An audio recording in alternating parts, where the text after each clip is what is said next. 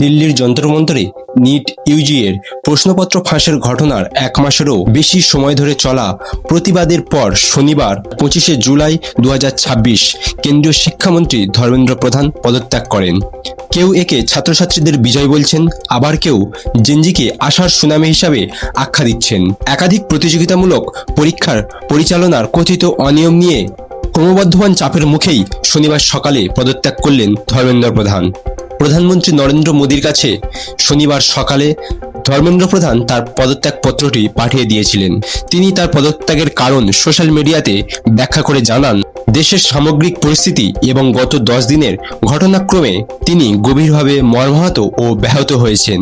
আন্দোলনকে কেন্দ্র করে কোনো দেশবিরোধী শক্তি যেন পরিস্থিতির অন্যায় সুযোগ না নিতে পারে ও শিক্ষার্থীদের ভবিষ্যৎ যেন আইনি জটিলতায় আটকে না পড়ে এবং তারা যেন পড়াশোনায় মনোনিবেশ করতে পারে, এটাই তার প্রধান লক্ষ্য।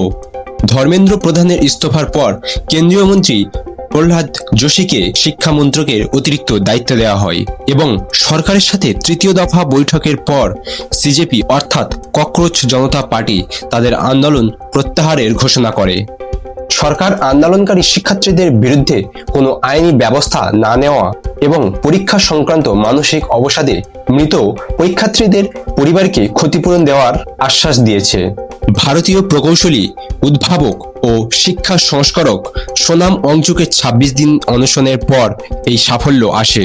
সিজেপির প্রতিষ্ঠাতা অভিজিৎ দীপকে বলেন, সোনাম ওয়াংচুকের গান্ধীবাদী সত্যাগ্রহ গোটা জাতিকে জাগিয়ে তুলেছে।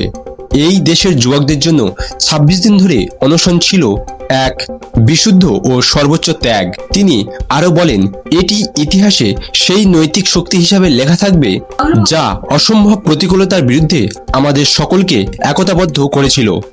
আপনার অবদানের জন্য আমাদের কৃতজ্ঞতা ভাষায় পুরোপুরি প্রকাশ করা সম্ভব নয় এবং আপনার সত্যাগ্রহের জন্য অসীম কৃতজ্ঞ।